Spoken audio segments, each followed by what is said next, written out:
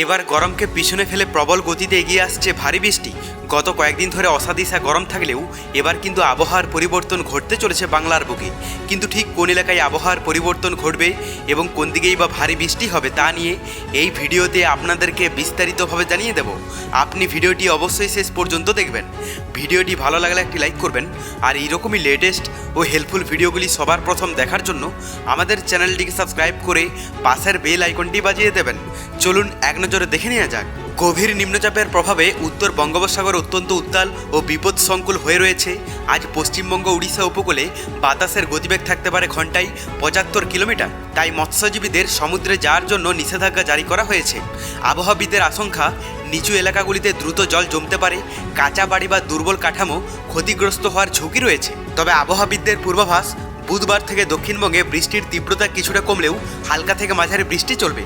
দক্ষিণবঙ্গের পাশাপাশি উত্তরবঙ্গের জেলাগুলিতেও আগামী কয়েকদিন আবহাওয়া দুর্যোগপূর্ণ থাকবে। বিশেষ করে আজ থেকে শনিবার পর্যন্ত জলপাইগুড়ি, কালিম্পং, আলিপুরদুয়ার ও কোচবিহারের পার্বত্য সমতল এলাকায় ভারী বৃষ্টির সম্ভাবনা রয়েছে। তো এরপর আমরা যদি লাইভে আপডেটটা দেখে নিই, প্রথমে আমরা যদি আজ সকালের দিকে পশ্চিমবঙ্গের দক্ষিণবঙ্গের এলাকাগুলোর কথা বলি, তো এখানে কলকাতার কাছাকাছি এলাকা, সেই সঙ্গে সমুদ্র উপকূলবর্তী এলাকার মধ্যে হলদিয়া, সাগরদ্বীপ, কাকদ্বীপ, আর এদিকে চন্দ্রকোনা, বাঁকুড়া, জামশেদপুর, পুরুলিয়া, ধানবাদ, আসানসোল, দুর্গাপুর, এই সমস্ত কয়েকটি এলাকা আছে যেগুলোতে হালকা থেকে মাঝারি বৃষ্টি দেখতে পাওয়া যাচ্ছে। বাদবাকি বহরমপুর, মুর্শিদাবাদ, কৃষ্ণনগর, এই সমস্ত এলাকাগুলোর আবহাওয়া পরিষ্কারই থাকবে।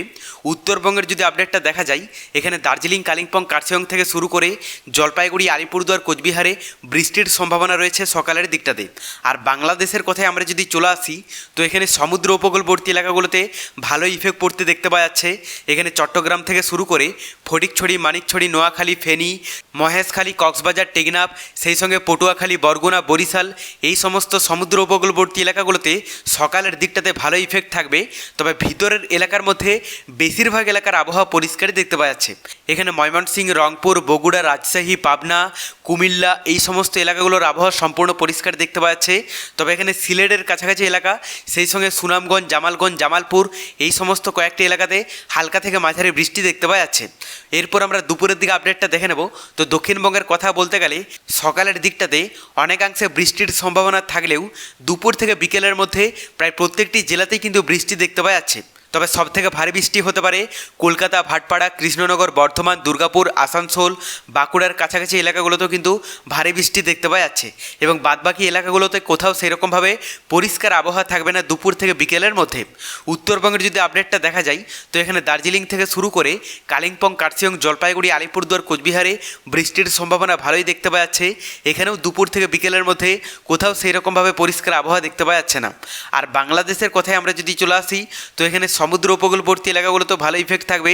সেই সঙ্গে ভিতরের এলাকার মধ্যেও প্রায় প্রত্যেকটি জেলাতেই কিন্তু বৃষ্টির সম্ভাবনা রয়েছে। তো এক কথায় বলা যায়, দুপুর থেকে বিকেলের মধ্যে পশ্চিমবঙ্গ সহ বাংলাদেশের প্রায় প্রত্যেকটি জেলাতেই কিন্তু বৃষ্টির ছাপ থাকবে। কোথাও সেই রকমভাবে পরিষ্কার আবহাওয়া দেখতে পাওয়া যাচ্ছে না। দেখুন, বঙ্গোপসাগরের আবহাওয়াটা যদি আমরা দেখে নিই, তো বঙ্গোপসাগরে একটি নিম্নচাপ সৃষ্টি হয়েছিল এবং এর ইফেক্টের ফলেই পশ্চিমবঙ্গ, বাংলাদেশে এরকমভাবে ইফেক্ট পড়তে দেখতে পাওয়া যাচ্ছে। তবে পরবর্তীতে বঙ্গোপসাগরে নতুন কোনো বড়সড় দুর্যোগের আভাস পেলে অবশ্যই আপনাদেরকে লাইভে জানিয়ে দেব। এরপর আমরা তাপমাত্রাটা দেখে নেব যে আজ বৃষ্টির ফলে তাপমাত্রায় কতটা কি চেঞ্জেস লক্ষ্য করা যেতে পারে। প্রথমে আমরা যদি আজ দুপুরের দিকে দক্ষিণবঙ্গের তাপমাত্রাটা দেখে নিই, তো এখানে কলকাতা এবং দক্ষিণবঙ্গের বেশিরভাগ এলাকার তাপমাত্রা থাকতে পারে 28-29 ডিগ্রির মধ্যে। সেই সঙ্গে উত্তরবঙ্গের যদি তাপমাত্রাটা দেখা যায়, তো এখানে দার্জিলিং, কালিম্পং, কার্শিয়ংয়ে 25 থেকে 26 ডিগ্রি থাকবে। আর এদিকে জলপাইগুড়ি, আলিপুরদুয়ার, কোচবিহারের তাপমাত্রা থাকতে পারে 31 ডিগ্রির মধ্যে। বাংলাদেশের কথা বলতে গেলে সমুদ্র উপকূলবর্তী এলাকা এবং ভিতরের এলাকার মধ্যে বেশিরভাগ এলাকার তাপমাত্রা থাকতে পারে 28 ডিগ্রি থেকে শুরু করে 29-30 ডিগ্রি পর্যন্ত। তবে এক্ষেত্রে রংপুর একটু বেশি থাকবে, 31 ডিগ্রি সেলসিয়াস। এরপর আমরা রাতের দিকে তাপমাত্রাটাও দেখে নেব। তো দক্ষিণবঙ্গের কথা বলতে গেলে কলকাতা এবং দক্ষিণবঙ্গের বেশিরভাগ এলাকার তাপমাত্রা থাকতে পারে 26-27 ডিগ্রির মধ্যে। পাশাপাশি উত্তরবঙ্গের যদি তাপমাত্রাটা দেখা যায়, তো এখানে দার্জিলিং, কালিম্পং, কার্শিয়ংয়ে 20 থেকে 21 ডিগ্রি থাকবে। আর এদিকে জলপাইগুড়ি, আলিপুরদুয়ার, কোচবিহারের তাপমাত্রা থাকতে পারে 26 ডিগ্রির মধ্যে।